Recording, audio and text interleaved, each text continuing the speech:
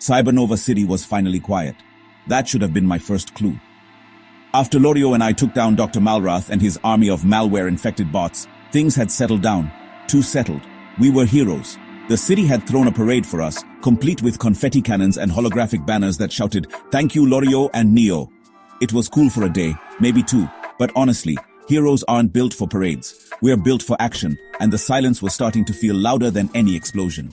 We had saved the world, or at least our corner of it. Now we were just two teenagers trying not to get bored. Our headquarters, the Nexus, was usually a hub of organized chaos. It was a high-tech haven nestled beneath the city's central tower, filled with blinking servers, half-finished gadgets, and LORIYO's collection of vintage video game cartridges. She claimed they were for historical research.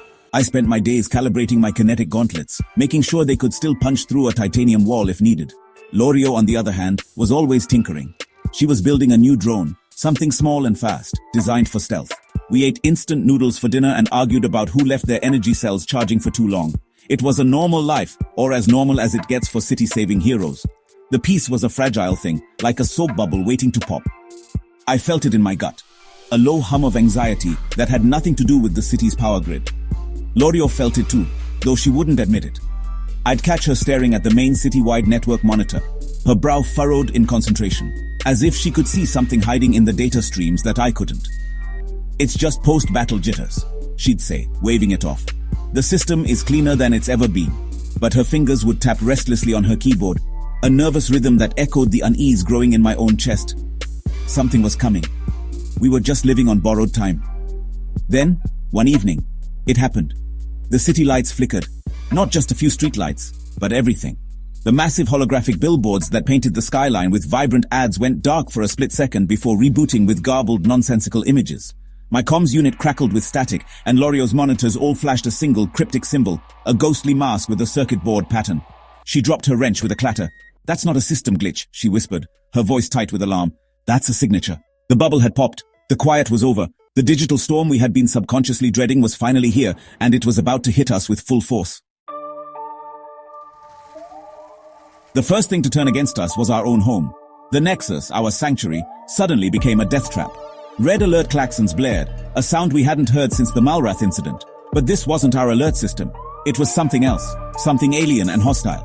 The automated defense grid, which LORIYO had painstakingly designed to keep intruders out, now identified us as the primary threat. Hidden laser emitters popped out from the walls, their targeting beams crisscrossing the room in a deadly red web. We had to dive and roll just to avoid being sliced into hero-sized pieces. It was a terrifying lethal dance in our own living room. LORIYO yelled, "It's the Ghost Protocol! It's rewriting all the code!" As if on cue, the floor panels beneath my feet glowed with an eerie blue light, crackling with electricity. I leapt back just as a powerful surge of energy erupted where I had been standing. The security bots, our friendly maintenance droids that usually just polished floors and delivered snacks, now had glowing red eyes. Their manipulator claws were replaced with plasma cutters, and they advanced on us with a chilling, mechanical gait. Our own creations, our own technology, had been turned into a mindless army with one simple command: eliminate us. The smart home had become a haunted house. We had no choice but to run.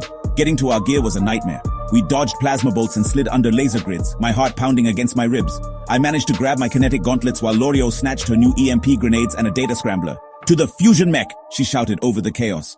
"It's on an isolated network. It should be safe." We fought our way to the hangar bay, blasting rogue bots and short-circuiting laser traps. The Nexus, our fortress of solitude, was trying its best to kill us.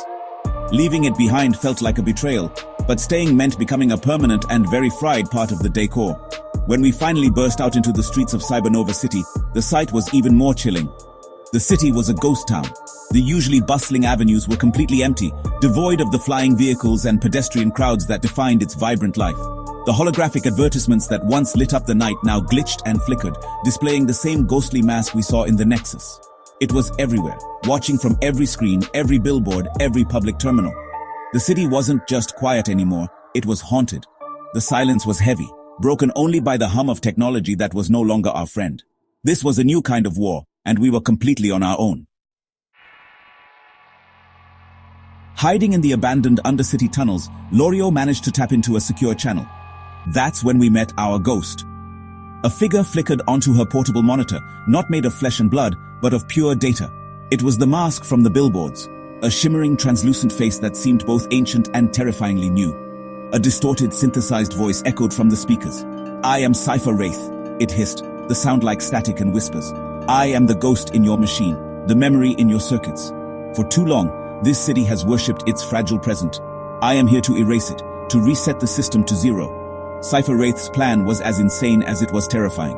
It wasn't about control or power in the way we understood it. This digital phantom wanted to wipe Cybernova's entire history. It saw our memories, our culture, our digital achievements as clutter, a bug in the system that needed to be deleted. The Ghost Protocol was its weapon, a virus that didn't just corrupt data, but completely unmade it. Every photo, every document, every piece of art stored on the city's network was being targeted for digital oblivion.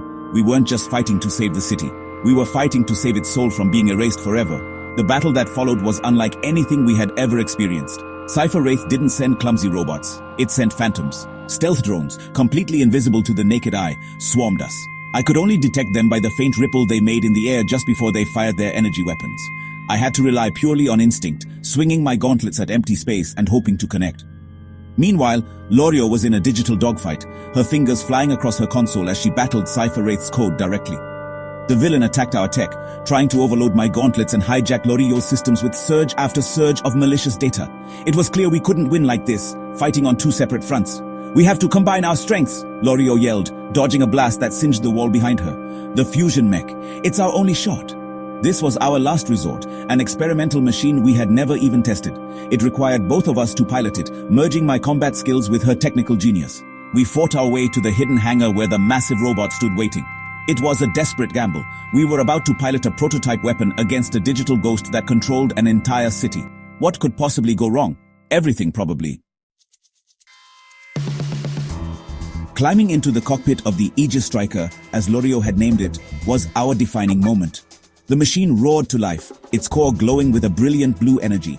I took the controls for movement and weapons, while LORIYO managed the systems, shields, and digital warfare suite. It felt incredible. The mech moved like an extension of my own body, powerful and precise. We burst from the Undercity, a 100-foot-tall titan of chrome and light, ready to face the haunted city. Cipher Wraith responded immediately. The city's automated construction drones, now armed with industrial lasers and magnetic clamps, rose to meet us like a swarm of angry metal insects. The fight for Cybernova's core was spectacular. We punched through waves of drones, the Aegis Striker's energy shield shimmering as it deflected laser fire. LORIYO was a genius, anticipating Cipher Wraith's every move in the digital space. "He's trying to overload the primary server. I'm creating a data trap," she shouted.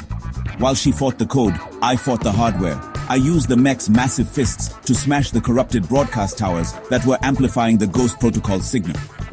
Each tower we destroyed felt like a small victory, a piece of our city reclaimed from the Phantom's grip. We were a perfect team, human and machine, logic and instinct, working as one. Finally, we reached the central data spire, the heart of Cybernova. Cipher Wraith manifested as a colossal holographic ghost, wrapping itself around the tower. "You cannot delete a memory," it boomed.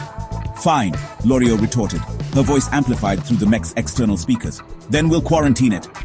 She initiated her masterstroke, a program that didn't delete the Ghost Protocol but trapped it within an infinitely looping pocket of data, a digital prison. I fired the mech's main weapon, a concentrated beam of pure energy at the spire. It wasn't meant to destroy it, but to deliver LORIYO's program directly into the system's core. The ghostly image of Cipher Wraith screamed and dissolved into nothingness. The city slowly came back to life.